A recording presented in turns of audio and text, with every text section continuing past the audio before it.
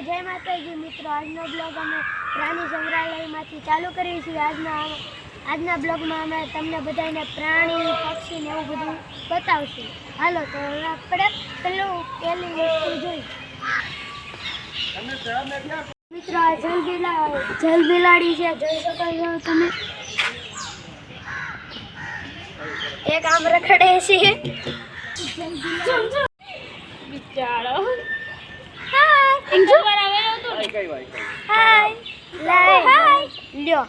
તો મિત્રો હવે હું તમને બીજું પ્રાણી બતાવું છું જે શિયાળ છે। એનું નામ છે તને પણ એક જ જાન લેવાય। સુધીમાં આપણે બે પ્રાણી બતાડ્યા છે। હવે આપણે આગળ બના રહેજો તમે બધાય।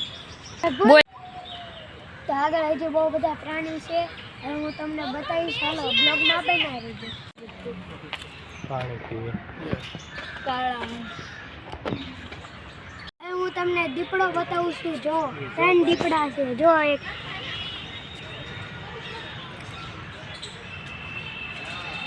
મિત્રો તમે સાદો વખતે જોયો છે, તમે ઘણો આપજો। પાણી પીને ઉઠાવ્યો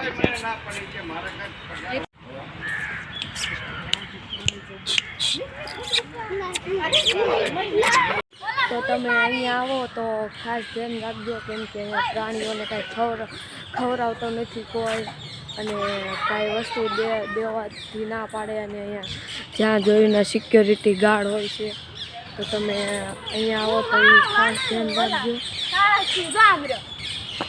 તમને રીછ બતાવું, જો હાલો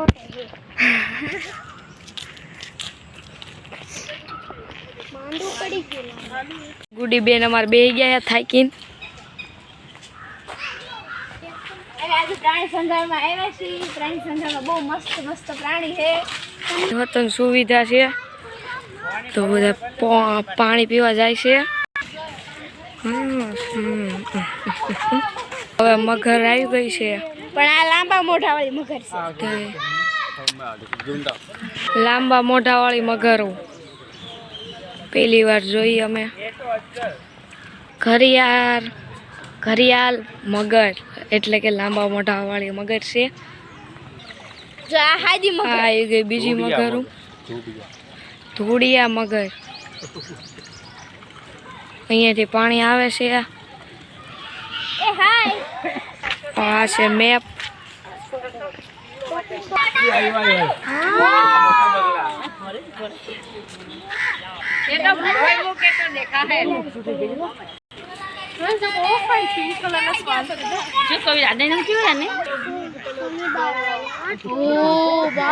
કેટલા ચોખ્ખા રે, સૌથી મોટો સો સ્વીટ યાર।